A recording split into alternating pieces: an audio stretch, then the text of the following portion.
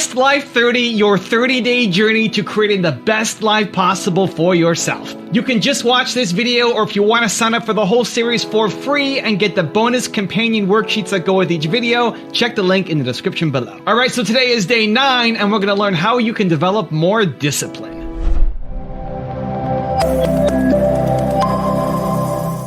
Where does discipline come from? It's pretty simple and pretty obvious. Discipline comes from within. It's an internal force. Now, sure, of course, you can have discipline imposed on you by some person, like a drill instructor, or like that self-help guru on TV. But the reality is that type of discipline isn't the real type of discipline that we're talking about. That discipline isn't as strong. It won't survive. What you need is self-discipline. Now, self-discipline comes from the self. It comes from you. It comes from when you make a decision to be disciplined. When you make a decision to be better. When you make a decision to do more and to be more. Self-discipline comes when you decide that you're going to make a mark on the world. And if you think that you're not disciplined or you can't be disciplined, it's because you haven't yet decided to be disciplined. It's because you haven't created that discipline yet.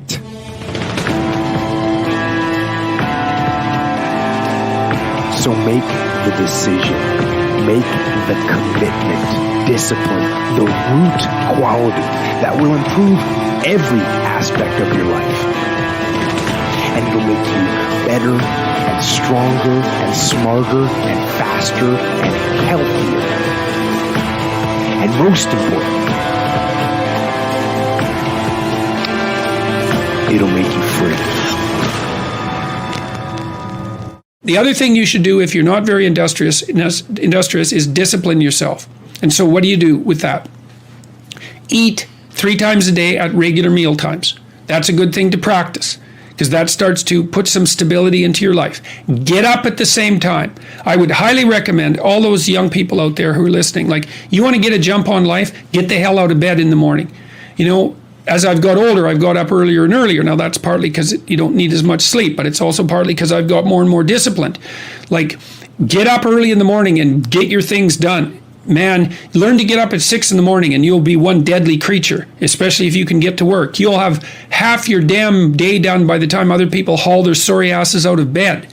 And so that's a massive, massive advantage. Look, Warren Farrell, not the comedian, Warren Farrell, the author, he outlined data in Why Men Earn More, which is a book I would recommend, by the way, showing that if you work 13% longer hours, you make 40% more money.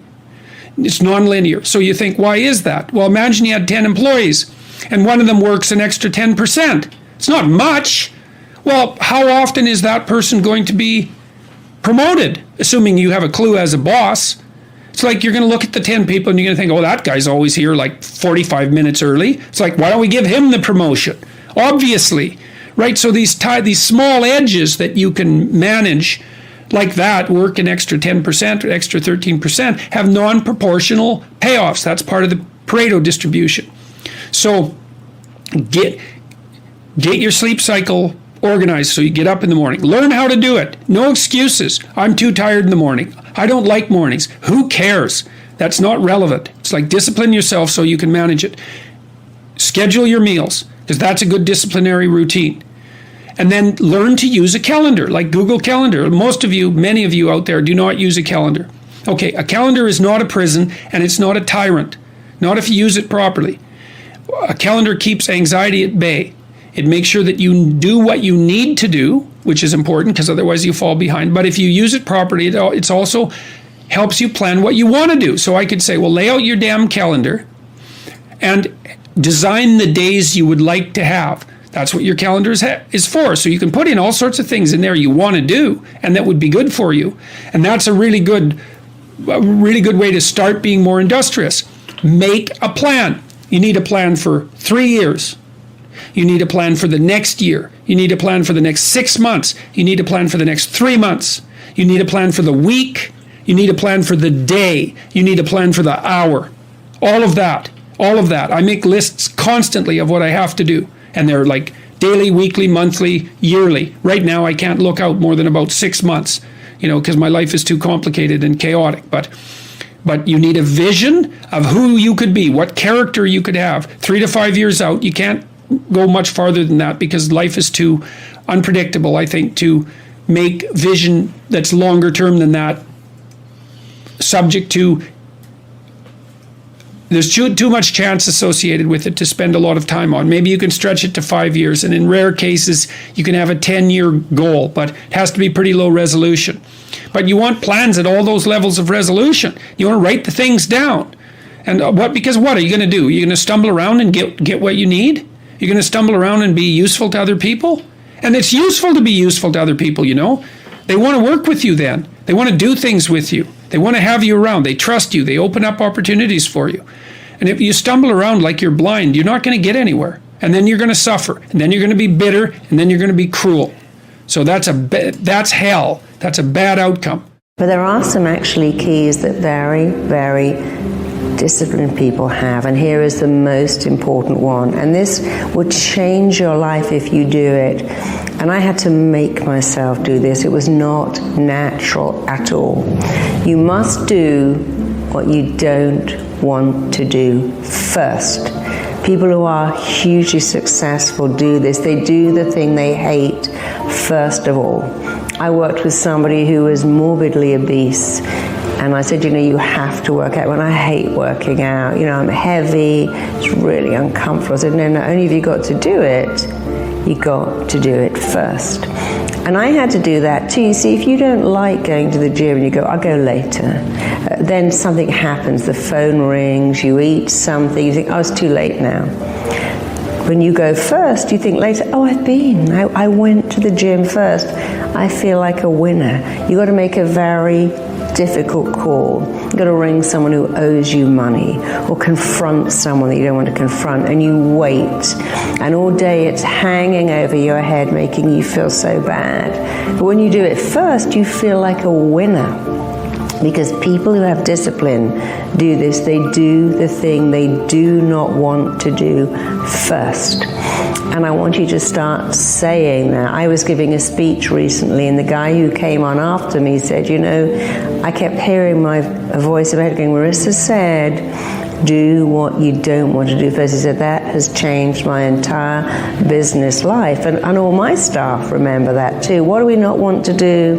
What's the worst job? Let's do that first and get it out of the way. And of course, in the beginning, this will be what you do, but you know what will happen? It starts to become who you are. It becomes easy. It becomes seamless. It's a bit like putting lenses in your eye. It feels seriously odd to suddenly jam your finger in your eye. But if you do it every day, it becomes easy. Because that's how habits are formed. You make a habit, and then your habits make you. So make your habits amazing. So a dude screamed to me the other night, hey, Will, I want to be an actor, man. I want to be an actor just like you. Usually people say stuff to me like that. I'm like, yeah, man, you can do it. Give them an encouraging word. But I was just sitting here thinking, and it dawned on me, 99% of people that say stuff like that are not willing to do what it takes to make their dreams come true. The Marines have a saying, everybody wants to go to heaven, but nobody wants to die. And that's just real. At the center of bringing any dream into fruition is self-discipline. Something as simple as food and eating. It's not about your body as much as it is about your mind. It's getting command of your mind to be able to choose actions that are in your own best interest.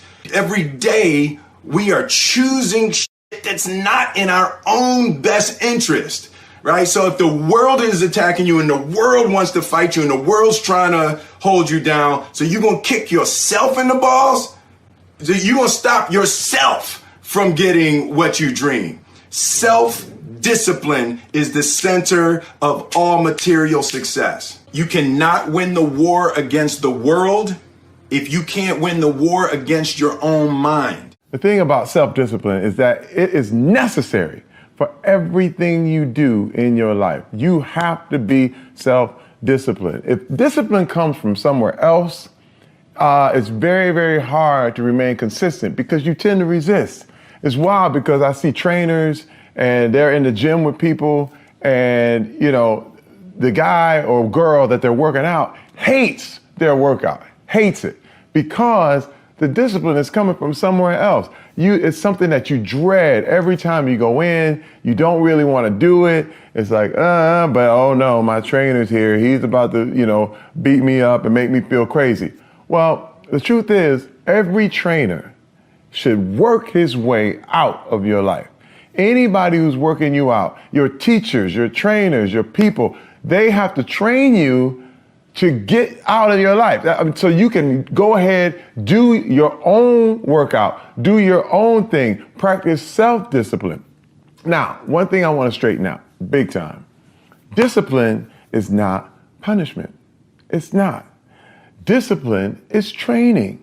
That's all it is. I was talking to my son one time and I asked him, and it was weird because I was trying to see if he really knew what it was all about. And I said, hey man, you know I have to discipline you. What is discipline? And he goes, punishment. When I do something wrong and you punish me. I was like, no. Discipline is training. If you change your mind, your mindset, and really focus it on what discipline really is, you start to welcome discipline. You welcome self-discipline into your life. I believe that most human beings are only living at about 40% of their capability. So the mind has a governor, like a car. If you're driving a car and the car has a governor on it, the car may say 130 miles an hour, but the governor is set for 91. Once that governor sets in, you get to 91, that car starts doing this. The car wants to go. But that factory said, we're not going past 91. We have a factory, a nice governor in our brain, and it's a survival mechanism. It protects us from pain and suffering. The second we feel that our mind says, oh no, this isn't fun. We should back off. We should sit down, find something more comfortable. And there's something about the mind. The mind has the tactical advantage over you at all times. At all times of your life, the mind has a tactical advantage over you. Why is that? It knows what you're afraid of. It knows your insecurities. It knows your deep, dark lies. And it starts to push you away from that shit. It pushes you in a direction that is comfortable. The mind controls everything. So what I realized was that when I was growing up and I was 300 pounds and I got all fat and I got all insecure, I realized that my mind kept taking me in this direction. When things got uncomfortable for me, when I was facing my insecurities, I was facing my fears, my mind said, oh no, we have the tactical advantage. We need to separate you from this feeling over here. Life's all about feelings. We want the happy feeling. We don't want that feeling of this sucks. Why am I here? And you don't have any, so you can't answer those questions, so you leave. I started realizing that if in that moment you can answer those up questions and you are now in charge of your brain versus your brain ruling you, that's where all that stuff comes from. So the 40% rule is all of that. You get to 40%, your brain says, we're done. Let's roll, man. This is starting to get painful. This is uncomfortable. So you sit down. You have to figure out ways, and everybody's different. That's how the book kind of talks about, like we all have these things about, 5 steps to this and 4 steps to this. It's a lot more than that. That's all bullshit. It's a practice that you have to, it's a habit. So if you know that at 40%, I'm feeling pain. At 40%, I'm feeling pain. That's where the 40% rule kicks in. Now it starts. Okay, I'm feeling pain. My mind's saying all this shit to me. It's saying, get out of here, run, flee. The fight or flight kicks in. Okay, we're done. We're not good enough. It starts telling you all these things. You start to believe it because the mind controls all. This is the time where you have to gain control back of your mind. It's okay. Let me see if I can go 45%. And once you start giving yourself more and more hope and start realizing, okay, the mind starts to be, okay, what are you doing? We're supposed to be going right and you're going left.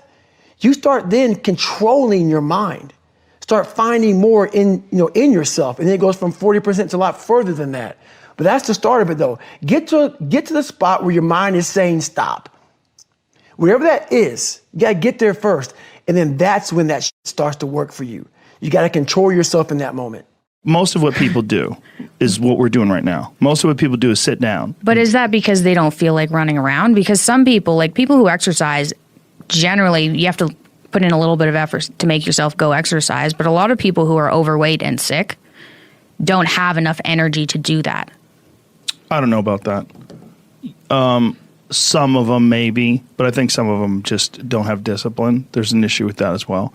There's also an issue with momentum. You're not used to doing it. It's not a part of your life. It's not something that you're accustomed to, pushing yourself.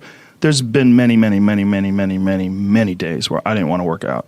I just didn't feel like I had the energy, and I just forced myself. And I think there's very few people out there that know how to force themselves.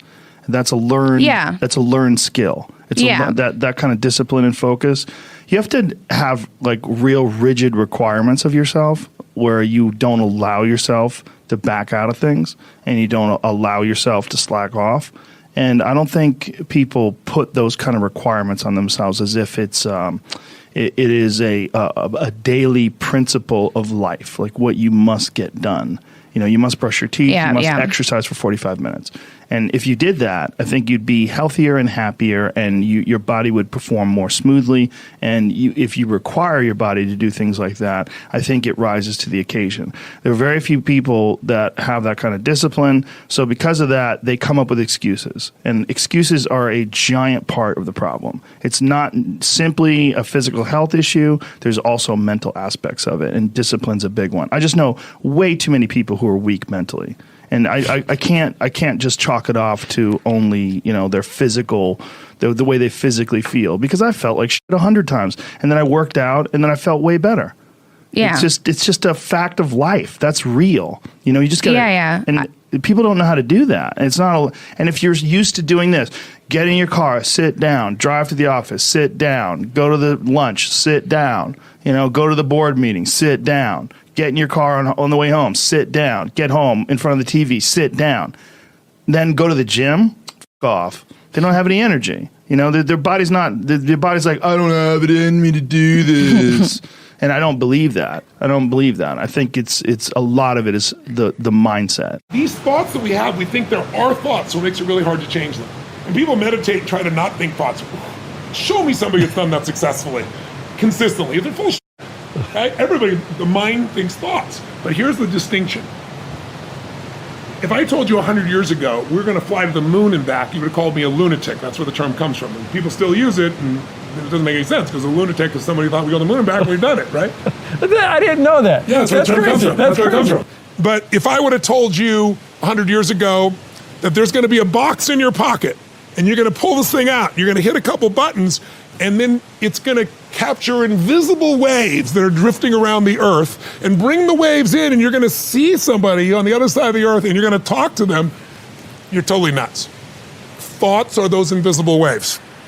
And when you use your body in a certain way, if I sit like this, I'm going to tap into a different channel of those waves than if I'm sitting like this. Kind of like a TV set. If I turn one channel, it might be a comedy channel. I'm going to see a lot of laughter. Turn another one, it's a horror channel.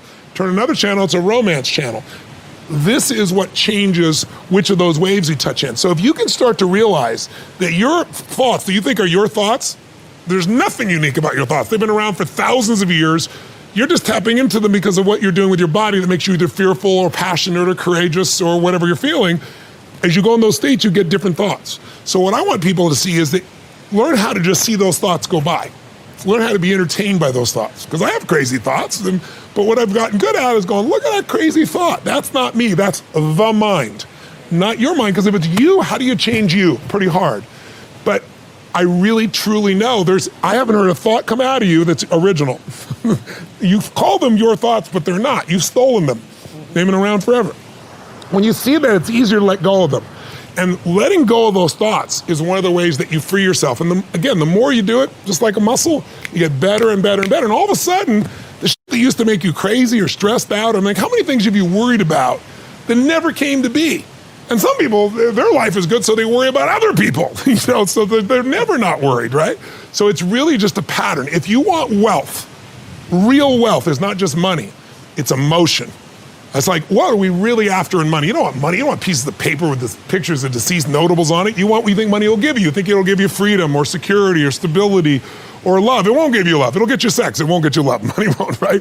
So really what you're after is the emotion. And so what I want people to get is the emotion they want now, and all it is a new habit. It's learning to discipline this mind, right? By realizing the mind thoughts are out there and letting them float by and constantly coming back to what can I love about this? What can I appreciate? It's like, if you can learn to love or at least appreciate, start to enjoy the things that you used to get upset about, how much freedom would you have? How much more joy would you have? And I know people who got billions of dollars. I've coached them who is like, holy shit, they live in scarcity all the time. One man, I'll never forget, he's screaming at his wife. I'm in the meeting, I'm in the house, and he's screaming at his wife because she spent some money on a bunch of outfits and stuff like that. And he's a multi-billionaire. He couldn't spend all his money in his lifetime. And then he's totally upset at his daughters in her 20s who spent some money too. And I'm like, I pulled him aside afterwards and I said, what do you do this for?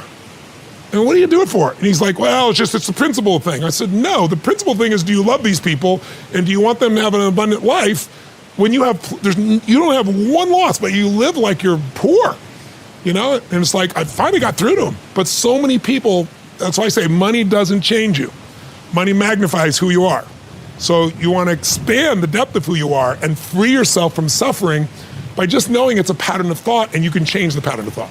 Yo, E, you got to discipline yourself. I started looking at Mother Teresa, Gandhi, and I was like, yo, bro, Gandhi would go fast from sex, and he was married. He would fast from talking.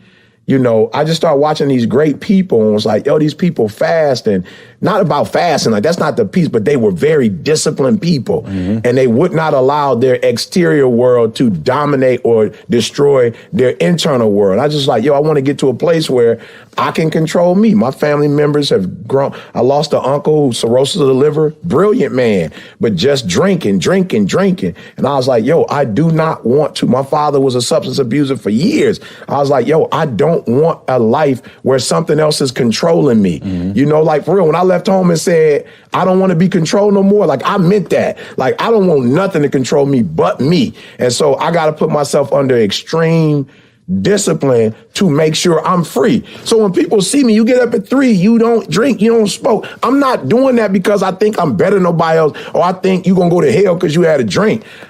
I want to control, I want freedom. And for me, disciplining myself means more freedom. And the less you discipline yourself, people who, I told my son the other day, I was like, yo, son, I don't not want you to have fun. I've just seen a history of people who just have fun. Christmas, Thanksgiving, Halloween, New Year. Yeah, they're the people who Thursday night, Friday night. Oh, man, every night. Yeah. They're the people who end up in their 20s having a great deal of fun, but in their 40s and 50s, they working for somebody, and I'm not saying nothing wrong with cleaning toilets, but they doing something they don't want to do for the rest of their life, and they can't retire because they played so much. So for me, I just look at Venus and Serena, Michael Jackson, when he used to like 5 and 6 just dancing all night. I just think the more a man disciplines himself, the greater, it don't mean it's going to happen, but the greater the probability that he has this sense of freedom. I love talking about discipline because I think so many people, that word has such a negative connotation around it, right? It just sounds bad. Discipline, like you're going to feel pain or someone's going to hurt you or you're in trouble for something. And I want to start having you think about it in a really positive way, because discipline equals freedom. 100%. It has been the theme throughout my entire life, is how if you have structured discipline in your life and you start doing the things that you don't want to do, especially if you do them first, you are absolutely going to free yourself of all of the different pain that comes with not getting your goals accomplished, that comes with not taking care of yourself, that comes with living with regret. So before, way back in my early 20s, and even through my mid 20s, when I would I was trying to create habits around maybe eating right or habits around working out. And let me tell you, habits around getting stuff done. I literally in my head told myself all the time, my mantra at the time was I never finish anything. So what do you think I did? I finished nothing, because that's literally how I talk to myself. Well, I never finished anything. This is another thing I didn't finish. So I had to switch that mantra around, and it was also realizing how important discipline was and how much freedom came with it. And I spent a lot of time living in agony in my head, and I was tired all the time because I spent more of my time in my brain thinking about what I didn't do and arguing with myself all day long. Am I going to go to the gym? I don't want to go to the gym. You should go to the gym. Why aren't you going to the gym? You know you need to go to the gym. You're never going to get to your goals. It's like I was drained just because of the conversations I was having with myself. If I would have just gotten disciplined, committed to a time, or knew I was going, I could have focused on all of the other good things that were happening in my life and just knew this is what I'm doing. It's like just saying, okay, well, here's what I'm doing so I can forget about it until the moment that it comes, and I'm going to do it because I'm committing, truly committing to discipline, and how freeing that is. And when I started getting a great discipline habit around all of the things that I wanted to do, I started to notice how much more free I felt, how much less anxiety I felt, how when my head hit the pillow, I felt proud instead of another day just went by that I'm further away from my goals and I have regret and I'm feeling my life race by me, right? Those are all feelings that do not feel good, that discipline can free you from. People come up to me and they hold their cell phones at me and they go, these things are ruining our lives. Right. And my response always is, absolutely not. Right. What's ruining your life is your inability to exercise discipline around the use of your technology. That's what's ruining your life. Because the technology ends up using you. Exactly. The technology is beautiful. I can call my mother in Australia and see her in literally 5 seconds. It's amazing. How amazing is that? Right? So it's your inability to exercise discipline around the use of technology is what's ruining your life. The technology itself is not bad. When you start talking about my brain, it's an organ. It's like your heart is an organ. You can speed up your heart. You can slow down your heart. You can, speed up the brain waves in your brain. You can slow them down. You can tune in. You can tune out. Yeah. We haven't been given the user's manual for the most powerful tool that we're aware of. That's right. And so the great news, I know you being an athlete and a successful businessman, you have discipline. You cannot you can't achieve results without some kind of discipline. Exactly. And so we know that there's some fundamental truths to achieving success. And every successful person will tell you, and Jim Rohn is, I know you love Jim Rohn, said you either pay the price of discipline or you pay the price of regret. Discipline weighs ounces, regret weighs tons. That's good. But the thing is, can you teach discipline? The answer is yes. How? But you have to have a willing participant. And if the participant's reason why is big enough, if they know I want to achieve X, and the reason why, the motive for their action, motivation, the motive for their action is a reason beyond just themselves, chances are they will do more to achieve that success than if it was just left up to their own. But there are some people that are born, with incredible drive. They just have this insatiable drive, and they'll just, I'll do whatever it takes for the things that I want. And there's other people that want things, but they just don't have this insatiable drive. And this is where, as much as I hated school, I love to use school as an analogy. Yeah. In the game of life, whether it's health, wealth, relationships, career, business, spirituality, fun experiences, you have to decide what level of the game do I want to play at. Is it the grade school level, the kindergarten level, the high school level, the university level, the pro level? Because each one of those levels requires a totally different mindset and totally different skill set. They're building blocks on each other, but if you are extremely talented, but you're not prepared to practice and rehearse and drill and fall and fail forward to the next attempt, you will never make it as a pro. You will never make it as a pro business person. You'll never make it as a pro husband or wife or athlete or musician. You just never will. So just get used to that if you're not prepared to pay the price. If you are prepared to pay the price and you have the aptitude and the talent, now we're talking about there's some real potential here. And what we don't know is, what's in your heart? Like, what is the fire that stirs you that you wake up saying, I will do this even when I don't feel like it. I will do whatever it takes to overcome my temptation for mediocrity, my temptation for excuses, my temptation for reasons and circumstances to hold me back. I won't allow those to be in my way. And if you have that within you, you'll achieve whatever you choose. Right. And so the question you asked before is, how do you develop that? Start small. Yeah. Start small. So if you don't have discipline, show yourself that you can give yourself one command and one follow through. So you know what? Right now I'm going to get up and I'm going to do 2 push-ups. Right now, not like later, now. Can you give yourself a simple command, 1 sit-up? Right now I'm going to go get a glass of water. You start with something ridiculous. I learned many years ago, reduce it to the ridiculous. So if I reduce it to the ridiculous and I say, can you do that? Great, will you? Because that's the difference right there. That's the razor's edge. The people who can, will you? Will you? Yeah. Great, when? Now. Yeah. Right. So if you develop that skill, and specifically from a brain plasticity, a neuroplasticity perspective, as soon as you do that, you give yourself a command and you take the action, you have just created a neural pattern that you can give yourself a command and take action. Now, that may just be one time. Well, what if you did that every hour by putting a little bell on your computer?